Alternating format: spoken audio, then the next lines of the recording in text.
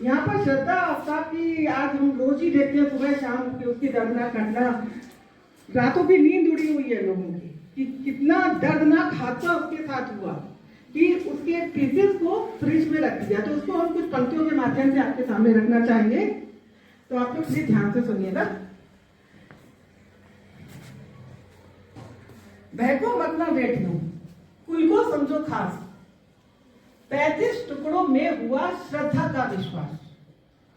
भरोसा मत ना कीजिए, सब पर आके नीच, स्वर्ण मृग के भेद में आ सकता मानिस।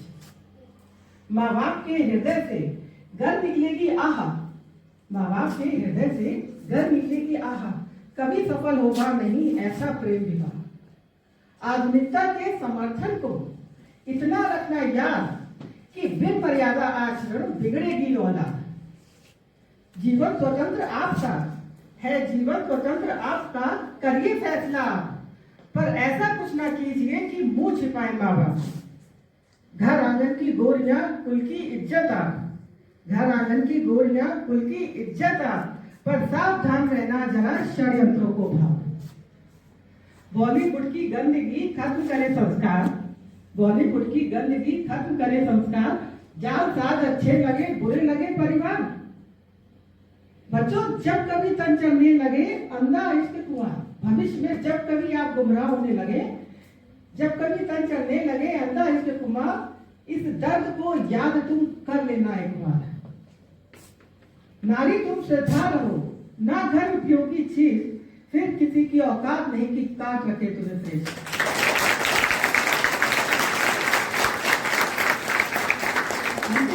करना चाहेंगे कि संस्कारों की सराहना यानी कि परिवार के साथ मिलकर रहो, संस्कारों की सराहना कुदरत धिक्कारो आज, आने वाली पीढ़ियां करेंगी तुम पर नाच, करेंगी तुम पर नाच। आप लोग हमने पढ़िए जिस कविता की लेकर जाएंगे, अगर दिन में एक बार आप रोज पढ़ेंगे तो कहीं ना कहीं अनकॉन्शियस माइंड में हम उसको फॉलो भी करने लगते हैं। तो इस कविता का एक एक शब्द आप हमारे जाने के बाद पढ़िएगा, समझिएगा क्या इसमें कुछ ऐसा है जो उसका अनुसरण नहीं किया जा सकता। और यदि आपने अपना किसी 5 बच्चियों ने भी अगर अपना जीवन सुरक्षित कर लिया तो हम समझेंगे कि हम लोगों का आपके पास आना सार्थक हो गया। तो फ्रेंड्स हम अपनी बाड़ी को अभी यहीं विराम देंगे और हमारी आपकी जो अर्चना मैम है वो भी आपको इस तरह का मार्गदर्शन करेंगे। आप लोग प्लीज ध्यान से सुनिएगा। तो तालियों के साथ उसका स्वागत।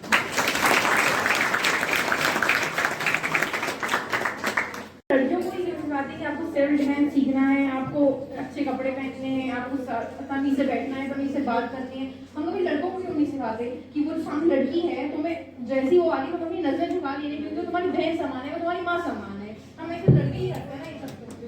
इसके लिए बच्चों को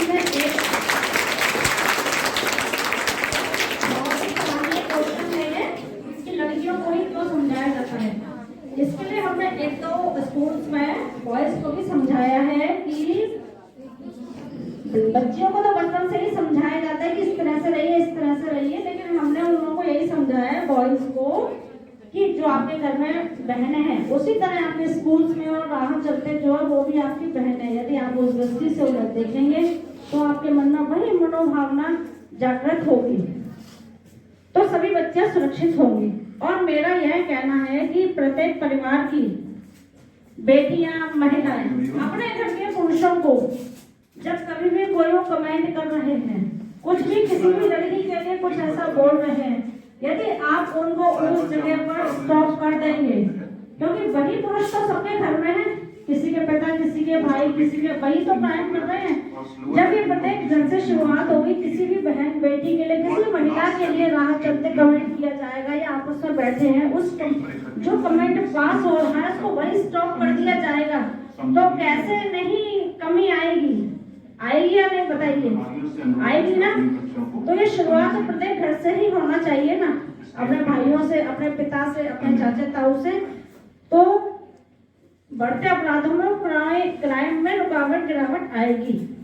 The question is, जो यूएस या फिर यूरोपियन कंट्रीज हैं वहाँ का कल्चर है शॉर्ट ड्रेसेस या जो भी है, लेकिन वहाँ की कंट्रीज में रेप केसेस और सेक्सुअल हैरेसमेंट केसेस बहुत कम होते हैं comparing to countries like India and developing countries. देखिए, इसके लिए मैं यही कहना चाहूंगी कि हमारी भारतीय संस्कृति में मर्यादा को प्रधानता दी गई है और यहाँ होने वाली शादियां फर्स्ट डे से लेकर जीवन के आखिर तक चलती हैं और फॉरेन कंट्रीज में आए दिन चेंज हो जाते हैं, चाहे जब डिवोर्स हो गए चाहे जितनी शादियां कर लेते हैं, है कि नहीं? बताइए ये चीज। ड्रेसेस जरूर चल रही हैं, लेकिन वहां भी पति पत्नी आए दिन बदल जाते हैं, है कि नहीं? बताइए, हमारी भारतीय संस्कृति में ऐसा है क्या? नहीं ना, जिससे शादी हो गई माने हो गई, लास्ट तक निभाना है, ये डिफरेंस भी है। मैम जैसे कि आपने कहा कि हमारी संस्कृति में मर्यादा सबसे आगे है, तो मैम हमारे यहाँ क्राइम तो उनके साथ भी होता है जो बुरखे में रहती हैं, उनकी सिर्फ आंखें ही दिखती हैं, उनके साथ भी क्राइम हो जाता है। और मैम छोटे की, मैम 6 महीने पहले एक न्यूज़ आई थी, छोटी सी बच्ची 6 महीने की, मैम वो सिर्फ डायपर पहन दिया, मैम उसके साथ रेप हुआ था। और मैम ये जो देश वाली बात है, तो मैम जो बाकी संस्कृति हैं, जैसे उसने कहा कि वहाँ पे रेप के केसेस कम होते हैं, तो वहाँ का एक रीज़न ये भी है कि वहाँ पे बच्चों को छोटे से सेल्फ डिफेंस सिखाया जाता है स्कूलों में, छोटे से बच्चों को, मतलब जो 1st क्लास से 5th क्लास तक कई देशों में ऐसा है कि उनके लिए सेल्फ डिफेंस अनिवार्य है वहाँ पे सीखना। तो वही प्रयास हम लोगों के लिए कि आप लोग देखो बच्चों, हमारी भारतीय संस्कृति में मर्यादा को प्रधानता दी गई है, इसका मतलब है कि डरकर और दबकर नहीं रहना है,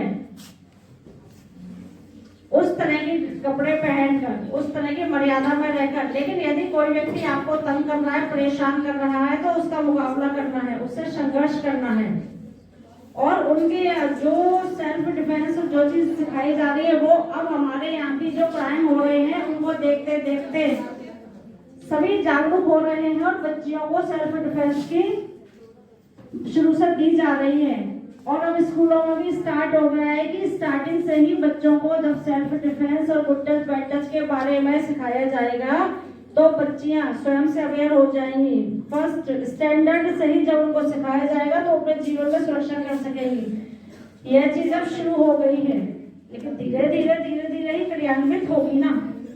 और आप लोगों को सिखाया जा रहा है तो आप लोग स्वयं सीखिए। आपके घर में, परिवार में आपसे छोटी बहनें हो, बच्चियां हो, आप उनको सिखाइए। इससे यह होगा कि आप तो सीख ही रहे हैं और आपके साथ सीखते सीखते वो छोटे बच्चे भी सीखेंगे। इसी तरह से सभी बच्चे बच्चियां अवेयर होंगे और जो अपराध हो रहे हैं उन अपराधों में कमी आएगी। मेरा तो यही मानना है। और कोई क्वेश्चन किसी बच्चे का? आइए। पहने तो क्राइम का अंदेशा और ना पहने तो बच्चों का मन छोटा है ना, होता है नहीं है कि पहने तो क्राइम का अंदेशा और ना पहने तो बच्चों का मन छोटा। देखिए बच्चों, हमारी संस्कृति में मर्यादा को प्रधानता दी गई है, यह तो आप सभी जानते हैं। यह नई पीढ़ी की सोच है कि छोटे कपड़े और कटे फटे कपड़े पहनकर हम बहुत सुंदर दिखाई देंगे। लेकिन ठीक है बच्चों, मैं भी मानती हूँ कि जो छोटे कटे फटे कपड़े मिल रहे हैं आप लोग पहनिए, क्योंकि इतनी बड़ी बड़ी फैक्ट्रीज, इतनी बड़ी कंपनीज, इतने बड़े बड़े शोरूम्स जो निर्मित कर रहे हैं, सेल कर रहे हैं, बना रहे हैं, इसीलिए कि आप लोग पहने और सुंदर दिखें। इसलिए मेरा मानना तो ये है कि आप लोगों को वह सब ड्रेसेस पहनना चाहिए। लेकिन जब आप ड्रेसेस को पहनते हैं, पहनकर बाहर निकलते हैं और कोई व्यक्ति आपको गंदी निगाहों से देखता है, उस समय आपको डरना नहीं है। उस समय आपको यह सोचना है कि मैंने फैशनेबल कपड़े पहने हैं, फैशन के अनुरूप पहने हैं। अब ये आपकी ड्यूटी है कि वो विकृत मानसिकता वाला व्यक्ति आपको देख रहा है तो उसकी दोनों आंखें फोड़ दीजिए, तभी आपके वह कपड़े पहनना सार्थक होगा। यस और नो? लेकिन बच्चों, यदि ड्रेसेस फैशनेबल भी हो, आपकी बॉडी के अनुरूप भी हो और ढके हुए भी हो, तो क्या आप सुंदर नहीं लगेंगे? हाँ, लगेंगे ना। इसलिए कि ईश्वर ने जो बहुमूल्य वस्तुएं बनाई हैं, मूल्यवान वस्तुएं बनाई हैं, वो सारी सभी ढकी हुई और सुरक्षित रहती हैं। यदि देखा जाए तो हीरा कितना सुंदर चमकदार होता है, लेकिन वो इतनी आसानी से नहीं बनता। जमीन के अंदर ढका हुआ, संरक्षित किया हुआ। मोती समुद्र के अंदर संरक्षित खोल में ढका हुआ, और सोना जमीन में गहरी परतों में चट्टानों के नीचे दबा हुआ। यानी प्रकृति ने भी जो मूल्यवान वस्तुएं बनाई हैं वह संरक्षित करके ढक के रखी हुई है। तो बच्चों, आप ये सोचिए कि आप सभी अपने प्रियजनों के लिए कितने मूल्यवान हो, तो आपको ढक कर रहना चाहिए या नहीं, है ना? क्योंकि जाति को अवसर मानना है, और एक टॉनिक की तरह, जिस तरह हम सभी बीमार होने पर कड़वी दवा को पीकर ठीक हो जाते हैं, वही चुनौती आपके लिए सफलता की ओर अग्रसर करेगी। और ये इस तरह से किए गए प्रयास फलीभूत भी होते हैं, जबकि हमारी स्वयं की हिम्मत हमें आगे बढ़ने के लिए प्रेरित करे। क्योंकि बच्चों, आप लोगों ने हीरे को देखा होगा, हीरे की चमक, उसका सौंदर्य सभी को प्रभावित करता है कि नहीं? लेकिन उस हीरे को तराशने में उसके ऊपर की गई चोटें वह किसी को दिखाई नहीं देती। उसी तरह आपके जीवन में चुनौतियां आएंगी। हमारे जीवन में नेगेटिव लोग सदैव से थे और रहेंगे, विकृत मानसिक व्यक्ति सदैव से थे और रहेंगे, लेकिन हमें अपने आत्मविश्वास से, अपने कॉन्फिडेंस लेवल से हम जो चाहते हैं वह हमें करना है, और सफल भी होना है, सुरक्षित भी होना है। इस भावना के साथ आप आगे बढ़ेंगे तो सक्सेस हासिल करेंगे, और आत्म सुरक्षा सीखेंगे तो सुरक्षित भी होंगे। यही हमारे सुरक्षात्मक बिंदु है, यही सेफ्टी पॉइंट है। यदि वो आपको सामने से आकर टच करने का प्रयास कर रहा है तो आप उसको पंच मारकर अपनी सुरक्षा कर सकते हैं। इस तरह से अपनी इस हैंड को आगे करते हुए, हथेली के लोअर पार्ट्स को आगे करते हुए, यूं उसके मुंह में, आंख में, नाक में, कान में आप 4-5 पंच मारिए, वह इनबैलेंस होकर पीछे इस तरह से होगा तो आप सुरक्षित हो सकते हैं। कभी कभी ऐसा होता है कि कोई व्यक्ति हमें पीछे से आकर पकड़ लेता है। उस स्थिति में उसने आपको पीछे से आकर यूं पकड़ लिया। उस स्थिति में आपको एल्बो की टिप का यूज करना है। अपनी एल्बो को इस तरह से लेकर यूं पीछे उसके मुंह में, आंख में, नाक में, कान में, जहां भी हो तो आप मारिए। उससे क्या होगा कि उसकी पकड़ से आप छूट सकते हैं, तो ढीली हो जाएगी, और घूमकर 2-4 मुक्के और मार दीजिए। इस तरह से आप सेफ हैं।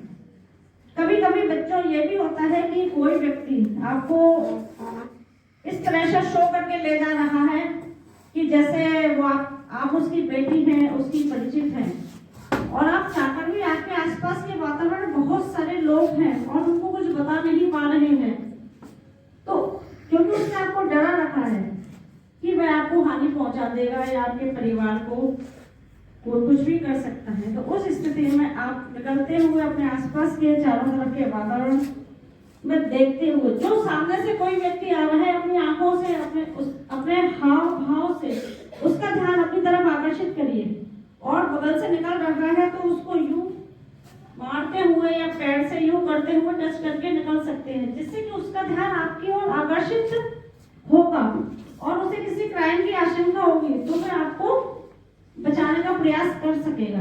इस तरह आप सुरक्षित हो सकते हैं। कभी आप लिफ्ट में जा रहे हैं